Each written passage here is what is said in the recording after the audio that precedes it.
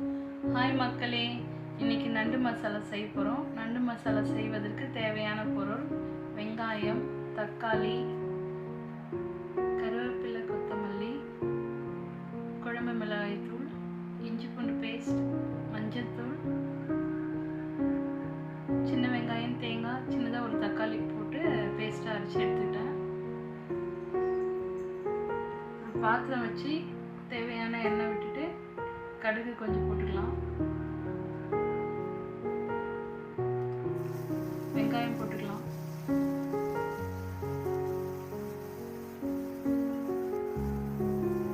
வெங்காயம் நல்லா வதங்கட்டும் பொன்னிறமா. உப்பு சேர்த்துட்டு தக்காளி போட்டுக்கலாம். மஞ்சள் தூள் சேர்த்துட்டு இஞ்சி பூண்டு பேஸ்ட்டு போட்டுக்கலாம். நண்டு சேர்த்துக்கலாம். குழம்பு மிளகாய் தூள்,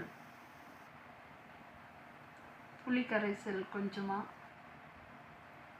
தேவையான தண்ணி விட்டுக்கலாம். கருவேப்பிலை, கொத்தமல்லி சேர்த்துக்கலாம். இது கொஞ்சம் நல்லா கொதிக்கிட்டோம். அது கொதித்த பிறகு தேங்காய் சேர்த்துக்கலாம். நல்லா கிளறி விட்டு மிளகு பொடி சேர்த்துக்கலாம்.